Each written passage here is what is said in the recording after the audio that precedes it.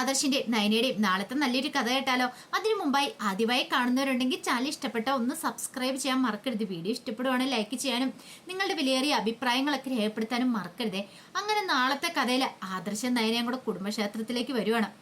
ആ സമയത്താണ് മുത്തശ്ശനും മുത്തശ്ശിയും കൂടെ കുടുംബക്ഷേത്രത്തിൽ വന്ന് തൊഴുത് പുറത്തേക്ക് ഇറങ്ങി വരുന്നത്. നയനയാണ് ആദ്യം മുത്തശ്ശനെയും മുത്തശ്ശിയും കാണുന്നത്. ഭയങ്കര സന്തോഷത്തോട് കൂടിയിട്ട് ആദർശനോട് പറഞ്ഞു, ആദർശേട്ടാ അങ്ങ് നോക്ക്, അത് ആരാന്ന് നോക്കാൻ പറഞ്ഞു. ആദർശനും അവരെ കണ്ടു കഴിഞ്ഞപ്പോൾ ഭയങ്കര സന്തോഷമായി. പിന്നീട് മുത്തശ്ശൻ്റെ മുത്തശ്ശിയുടെ അരിയിലേക്ക് അവരങ്ങോട്ട് വരുവാണ്. ആ സമയം മുത്തശ്ശി നയനെ കെട്ടിപ്പിടിക്കുന്നുണ്ട്. മോളെന്നും പറഞ്ഞുകൊണ്ട്, നിന്നെ ഒന്ന് കാണണമെന്ന് ഞാൻ ആഗ്രഹിച്ചിരിക്കുമായിരുന്നു. എന്താണെങ്കിലും ഭഗവാൻ ഇപ്പം എൻ്റെ മുന്നിൽ നിന്നെ എത്തിച്ചല്ലോ എന്നൊക്കെ പറഞ്ഞു. മോൾക്ക് സുഖമാണല്ലോ അല്ലേന്ന് ചോദിച്ചു. എനിക്ക് സുഖമാണ് മുത്തശ്ശി. മുത്തശ്ശിക്കെന്ന് ചോദിച്ചു. എനിക്ക് സുഖമാണ് മോളെ, നിങ്ങളില്ലാത്തതിൻ്റെതായ ഒരു വിഷമമുള്ളെന്ന് പറഞ്ഞു. പിന്നീട് നയനെ എന്നിട്ട് മുത്തശ്ശനോട് പറഞ്ഞു, മുത്തശ്ശന് സുഖമാണോ എന്നൊക്കെ ചോദിക്കുകയാണ്. അത് കേട്ട് കഴിഞ്ഞപ്പോൾ മുത്തശ്ശൻ പറഞ്ഞു, എനിക്കൊരു സുഖക്കുറവില്ല. ദേ വസുന്ധരെ നീ വരുന്നുണ്ടോ എന്നൊക്കെ ചോദിച്ചിട്ട് വസുന്ധരയുടെ ദേഷ്യപ്പെടുകയാണ്. അല്ല ഇവരെ കണ്ടതല്ലേ, ഒരിത്തിരി സമയം ഒന്ന് സംസാരിച്ചോട്ടെ എന്നൊക്കെ പറയാണ്. ആ സമയത്ത് ആദർശം എന്നിട്ട് മുത്തശ്ശനോട് വിശേഷങ്ങളൊക്കെ തിരക്കാൻ ശ്രമിക്കുന്നുണ്ട്. മുത്തശ്ശൻ പരുഷമായ രീതിയിലാണ് സംസാരിക്കുന്നത്. കാരണം ഒരു കാരണവശാലും ആദർശന്റെ മുന്നിൽ അങ്ങനെ സ്നേഹം അഭിനയിച്ചുകൂടാ, ഇച്ചിരി ദേഷ്യത്തോടെ നിൽക്കണം. പിന്നീട് ആദർശം എന്നിട്ട് പറഞ്ഞു, മുത്തശ്ശ ഞാൻ എന്താണല്ലോ ഒരു തീരുമാനം എടുത്തിട്ടുണ്ട്. ഞാൻ അങ്ങോട്ടേക്ക് വരുന്നുണ്ടെങ്കിൽ എന്താണെങ്കിലും തലയുരുത്തി പിടിച്ച് തന്നെ വരുള്ളൂ. ഇനി അതിൻ്റെ പേരിൽ എന്തൊക്കെ പ്രശ്നങ്ങളുണ്ടായാലും ശരി, ഒരു കാരണവശാലും നമ്മുടെ ജ്വല്ലറി താഴേക്ക് പോകാൻ പാടില്ല എന്ന് പറഞ്ഞു. അത് കേട്ട് കഴിഞ്ഞപ്പോൾ മുത്തശ്ശൻ പറഞ്ഞു, ഇതൊന്നും എന്നോട് ഇപ്പോൾ പറയേണ്ട കാര്യമൊന്നുമില്ല. നിന്റെ ഇഷ്ടം എന്താണെന്ന് വെച്ചാൽ നീ ചെയ്തോ, അല്ലെങ്കിൽ കമ്പനിയിൽ പുതിയ MD-നെ നിയമിക്കാനായിട്ട് പോവാം. അതുകൊണ്ട് ഇനിയിപ്പം നിന്റെ സേവനമൊന്നും അവിടെ ആവശ്യമില്ല എന്നൊക്കെ പറഞ്ഞു. അങ്ങനെ പരുഷമായിട്ട് സംസാരിക്കുകയാണ്. അപ്പോഴേക്കും ആദർശം പറഞ്ഞു, ആയിക്കോട്ടെ, പക്ഷെ എനിക്ക് സത്യങ്ങൾ തെളിയിച്ചാൽ മതിയാവുള്ളൂ മുത്തശ്ശ. ഞാനത് തെളിയിക്കുക തന്നെ ചെയ്യും. കാരണം ഞാനൊരു തെറ്റും ചെയ്തിട്ടില്ല. പക്ഷേ എങ്കിൽ എൻ്റെ തലയിൽ കുറ്റം ചാർത്തി വെക്കാനായിട്ട് ആരൊക്കെയോ ശ്രമിച്ചു. നമ്മളെ തകർക്കാനായിട്ട് ആരൊക്കെയോ ശ്രമിക്കുന്നുണ്ടായിരുന്നു. അത് ആരാന്ന് ഞാൻ മുത്തശ്ശന് മുന്നിൽ തെളിയിക്കുക തന്നെ ചെയ്യുമെന്ന് പറഞ്ഞു. അപ്പോഴേക്കും മുത്തശ്ശി പറഞ്ഞു, എന്താ എത്ര ദിവസം കൂടിയാ ആദർശ് എന്ന് കാണുന്നത്? ആ സമയത്ത് ഇങ്ങനെയൊക്കെയാണോ സംസാരിക്കണേ എന്നൊക്കെ ചോദിച്ചു. കാരണം ആദർശിനോട് വളരെ പരുഷമായ രീതിയിൽ സംസാരിക്കുന്ന കണ്ടപ്പോൾ മുത്തശ്ശനോട് അങ്ങനെ പറയുകയാണ്. അത് കേട്ടപ്പോൾ മുത്തശ്ശൻ പറഞ്ഞു, എനിക്ക് ഇങ്ങനെയൊക്കെ സംസാരിക്കാൻ അറിയത്തുള്ളൂ. നീ വരുന്നുണ്ടേ വാ വസുന്ധരെ എന്നും പറഞ്ഞുകൊണ്ട് മുത്തശ്ശൻ കാറിൻ്റെ അടുത്തേക്ക് അങ്ങോട്ട് പോയി. അപ്പോഴേക്കും മുത്തശ്ശി പറഞ്ഞു, അതെ നിങ്ങൾ വിഷമിക്കൊന്നും വേണ്ട കേട്ടോ, സാരമില്ല, ഈ സ്വഭാവമൊക്കെ മാറുമെന്നൊക്കെ പറഞ്ഞു. അത് കേട്ടപ്പോൾ ആദർശ് പറഞ്ഞു, സാരമില്ല, അതെ മുത്തശ്ശൻ്റെ എന്നെ പിറന്നാൾ മാസമല്ലേ, അതുകൊണ്ടാണ് ഞങ്ങൾ ക്ഷേത്രത്തിലേക്ക് വന്നതെന്ന് പറഞ്ഞു. നയന പറഞ്ഞു, അതെ ആദർശേട്ട എന്നോട് പറഞ്ഞേ നമുക്ക് ക്ഷേത്രത്തിൽ പോകണമെന്ന്. മുത്തശ്ശൻ്റെ പിറന്നാൾ മാസം ആയതുകൊണ്ട് ഞങ്ങൾ രണ്ടുപേരും കൂടെ പോകുന്നതെന്നൊക്കെ പറഞ്ഞു. അത് കേട്ടപ്പോൾ മുത്തശ്ശി പറഞ്ഞു, എനിക്ക് സന്തോഷമായി, എന്നാലും നീ ഇതൊക്കെ ഓർത്തിരിക്കുന്നുണ്ടല്ലോ, ഞാൻ കരുതി നിനക്ക് മുത്തശ്ശനോട് ദേഷ്യമായിരിക്കുന്ന. അപ്പോഴേക്കും ആദർശം പറഞ്ഞു, എനിക്കങ്ങനെ ദേഷ്യപ്പെടാൻ പറ്റുമോ മുത്തശ്ശി? ഞാൻ ചെയ്ത തെറ്റിന് അതിന് മുത്തശ്ശനെ പഠിച്ചിട്ട് കാര്യമൊന്നും ഇല്ലല്ലോ എന്ന് പറഞ്ഞു. പിന്നീട് ഇച്ചിരി സമയം കൂടെ സംസാരിച്ചതിന് ശേഷമാണ് ആദർശം നയനയും കൂടെ ക്ഷേത്രത്തിലേക്ക് കയറി പോകുന്നത്. ആ സമയത്ത് മുത്തശ്ശി വന്നിട്ട് പറഞ്ഞു, ഇപ്പോഴെനിക്ക് സന്തോഷമായെന്ന് പറഞ്ഞു. എന്താ? അതെ ഇദ്ദേഹത്തിൻ്റെ പിറന്നാളാന്നുള്ള കാര്യം, അതെ പിറന്നാൾ മാസമാണെന്നുള്ള കാര്യം ആദർശ് മോൻ ഓർത്തിരിക്കുന്നുണ്ടായിരുന്നു. അതുകൊണ്ട് അവൻ ക്ഷേത്രത്തിലേക്ക് വന്നേന്ന് പറഞ്ഞു.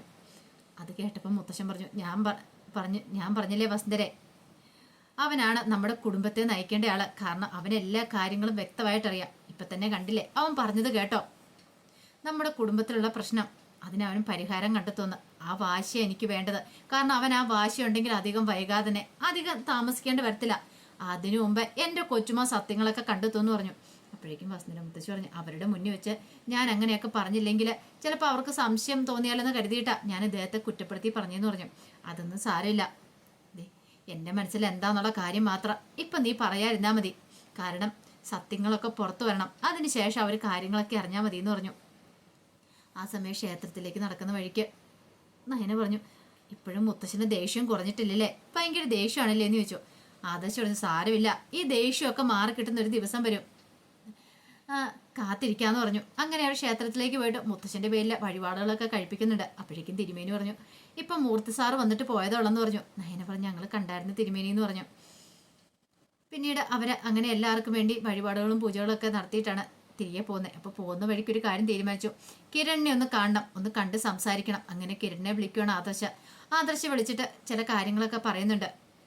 ഈ സമയത്ത് ചന്തുമോളെ കൊണ്ട് പുറത്തു പോയിരിക്കുമായിരുന്നു അബിയുടെ നെഞ്ചിനകത്ത് പെടപ്പ. ഇനി വീട്ടിലേക്ക് ചെന്ന് കയറണം, എന്ത് കള്ളത്തരം പറയൂന്ന് അറിയത്തില്ല. നവ്യയോട് എന്തെങ്കിലും കള്ളത്തരം പറഞ്ഞില്ലേ മതിയാവുള്ളൂ. ചന്തുമോൾക്ക് ഇഷ്ടപ്പെട്ട സാധനങ്ങളൊക്കെ വാങ്ങിച്ചു കൊടുത്തിട്ടുണ്ട്. എന്നാലും വീട്ടിലേക്ക് ചെന്ന് കയറുന്ന കാര്യം ഓർത്തിട്ട് ഒരു സമാധാനം ഉണ്ടായിരുന്നില്ല. ആ സമയം നവ്യ തലയ്ക്ക് ഭ്രാന്ത് പിടിച്ച അവസ്ഥയിലായിരുന്നു.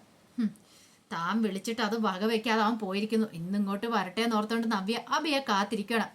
കുറെ സമയം കഴിഞ്ഞപ്പോൾ ചന്തുമോളെ കൊണ്ട് അബി വരുന്നേ. അപ്പൊ ചന്തുമോളുടെ കയ്യിൽ കുറെ സാധനങ്ങളൊക്കെ ഉണ്ടായിരുന്നു. നവ്യ ഇത് കണ്ടു. അങ്ങനെ അബി അങ്ങോട്ട് വന്നു കഴിഞ്ഞപ്പോഴത്തേനും നവ്യ പറഞ്ഞു, നീ എങ്ങോട്ടാ പോന്നെ? അവിടെ നിൽക്കടാന്ന് പറയണം. എങ്ങനെയെങ്കിലും എസ്കേപ്പായി കയറി പോകാന്നോർത്ത് വന്നാ. പക്ഷെ കൃത്യം നവ്യയുടെ മുന്നിൽ തന്നെ വന്ന് പെട്ടു. അല്ലേലും പോകുന്ന അവള് കണ്ടിട്ടുണ്ടായിരുന്നല്ലോ. അവൾക്കറിയാം അബി എന്തേലും കള്ളത്തരം പറഞ്ഞ് താൻ കാണാതെ അകത്തേക്ക് കയറി വരുമെന്ന്. അതുകൊണ്ടാണ് നവ്യ അവിടെ കാത്തു നിന്നത്. പിന്നീട് ചോദിച്ചു, സത്യം പറ, നീ ഇവളെയും കൊണ്ട് എന്തിനാ പുറത്തു പോയെന്ന് ചോദിച്ചു. അത് പിന്നെ നവ്യെ, നിനക്കറിയാലോ ആദർശേണ്ണും നയനടുത്ത് ഇവിടെ ഇല്ലല്ലോ. ആ സമയത്ത് മോൾക്ക് വിഷമാവണ്ടല്ലോ എന്ന് കരുതിയിട്ടാ ഞാൻ ഇവളെയും കൊണ്ട് പുറത്തു പോയെന്ന് പറഞ്ഞു. അതിന് ഇവള് വിഷമിച്ചാ നിനക്കെന്താടാ? ആദർശിന്റെ കുഞ്ഞല്ലേ, അപ്പൊ അവനല്ലേ നോക്കേണ്ടത്. അതിന് നീ എന്തിനാ ഇതിനെ പൊക്കി പിടിച്ചോണ്ട് പോയത്? നിന്റെ മോനൊന്നും അല്ലല്ലോ. നിന്റെ മോനെ മോളാ ആയിരുന്നെങ്കിൽ നീ കൊണ്ടുപോകുന്നോണ്ട് കുഴപ്പമില്ലായിരുന്നു. അല്ല, നിന്റെ മോനെ ഇതുവരെയായിട്ട് നീ ഇങ്ങനെ കൊണ്ടുപോയിട്ടുണ്ടോന്ന് ചോദിച്ചു. അത് പിന്നെ നവ്യെ, അവൻ കുഞ്ഞതല്ലേ, കുഞ്ഞതാണ് പോലും. എടാ, നിനക്ക് നാണമുണ്ടോ ഇങ്ങനെ പറയാനായിട്ട്?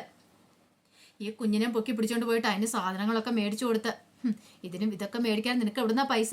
നിനക്ക് വല്ല ജോലിയും കൂലിയും ഉണ്ടോന്നൊക്കെ ചോദിച്ച് അബീനെ ഇങ്ങനെ തരം താഴ്ത്തി കെട്ടുവാണ്. ആ സമയത്ത് ജലജ അങ്ങോട്ട് വരുന്നേ. ജലജ വന്നിട്ട് പറഞ്ഞു, പോട്ടെ മോളെ, ഇനിയിപ്പോൾ അതിനെ ചൊല്ലി ഒരു വഴക്ക് വേണ്ട. ഏട്ടത്തെ നിർബന്ധിച്ചോണ്ടാ അബി പോയെന്ന് പറഞ്ഞു. എന്നിട്ട് അങ്ങനെയല്ലല്ലോ അമ്മ മുമ്പ് പറഞ്ഞെന്ന് പറഞ്ഞു. അല്ല, അത് പിന്നെ ഏട്ടത്തിയുടെ മുമ്പ് വെച്ച് അങ്ങനെ പറയാൻ മടിയായതുകൊണ്ടാ. അപ്പോഴേക്കും അബി പറഞ്ഞു, എന്ത് ചെയ്യാനാ നവ്യെ, അമ്മായി പറഞ്ഞ അനുസരിക്കാതിരിക്കാൻ പറ്റില്ലല്ലോ. ആദർശേട്ടനും നയനടുത്തും പോയതിന്റെ ദേഷ്യം എന്നോടാ തീർത്തോണ്ടിരിക്കുന്നത്. അവർ പറയുന്നതൊക്കെ എനിക്ക് അനുസരിച്ചല്ലേ മതിയാവുള്ളൂ.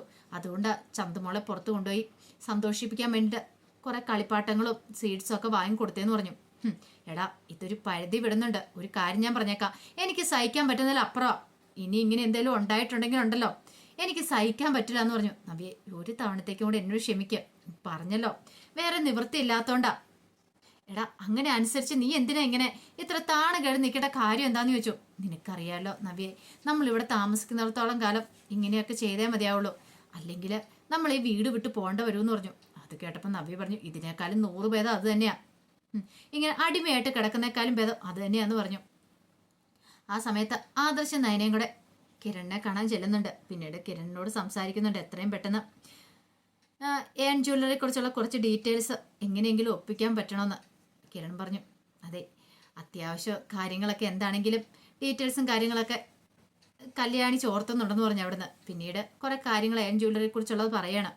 പിന്നെ ആ ഗ്രീന എന്ന് പറയുന്ന പെൺകുട്ടിയെക്കുറിച്ച് ഇതുവരെയായിട്ടൊരു വിവരം കിട്ടിയിട്ടില്ല, അതിനെക്കുറിച്ച് അന്വേഷിക്കുന്നുണ്ടെന്ന് പറഞ്ഞു. ആദർശ് പറഞ്ഞു, എത്രയും പെട്ടെന്ന് തന്നെ വേണം. പക്ഷെ ഇങ്ങനെ ഓരോ വിവരങ്ങൾ കിട്ടിയിട്ട് കാര്യമില്ല, നമുക്ക് നേരിട്ട് അവരുമായിട്ട് ഡീൽ ചെയ്യാൻ പറ്റണമെന്ന് പറഞ്ഞു. അത് കേട്ടപ്പോൾ കിരൺ ചോദിച്ചു, നേരിട്ട് ഡീൽ ചെയ്യാനോ? അതത്ര എളുപ്പമുള്ള കാര്യമില്ല എന്ന് നിനക്കറിയാലോ എന്ന് പറഞ്ഞു. അതെ, ഞാൻ ചില കാര്യങ്ങൾ തീരുമാനിച്ചിട്ടുണ്ട് എന്നും പറഞ്ഞുകൊണ്ട് ആദർശ് തൻ്റെ മനസ്സിലുള്ള ഐഡിയ പറയുവാണ്. അതെല്ലാം കേട്ട് കഴിഞ്ഞപ്പം നയനും കിരണം പറഞ്ഞു, കൊള്ളാം, ഇത് നല്ല ഐഡിയ ആണ്, വേഷപ്പകർച്ച നടത്തി അങ്ങോട്ടേക്ക് പോവുക, അപ്പോൾ വലിയൊരു ബിസിനസ് ഡീലുമായിട്ട് ചെല്ലുന്നതെന്നും പറഞ്ഞുകൊണ്ട് ഏൺ ജ്വല്ലറിയുടെ MD കയ്യിലെടുക്കുക. നല്ല ഐഡിയ തന്നെയാണ്. പക്ഷെ അയാൾ ഒരു കാരണവശാലും കള്ളത്തരം കണ്ടുപിടിക്കരുത്. ആദർശ് പറഞ്ഞേ, ഇല്ല, കള്ളത്തരം ഒന്നും കണ്ടുപിടിക്കാൻ പോകുന്നില്ല.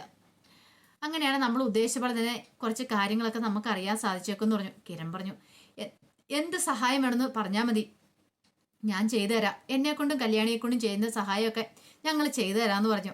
അങ്ങനെ കുറെ കാര്യങ്ങളൊക്കെ കിരണിനെ പറഞ്ഞ് ഏർപ്പാടാക്കുന്നുണ്ട് ആദർശ്. കിരൺ പറഞ്ഞു, ആ കാര്യമൊക്കെ എനിക്ക് വിട്ടേരെ, അതൊക്കെ ഞാൻ ചെയ്തു തരാമെന്ന് പറഞ്ഞു. ആ സമയം അനി ഭയങ്കര സങ്കടത്തിലാണ്.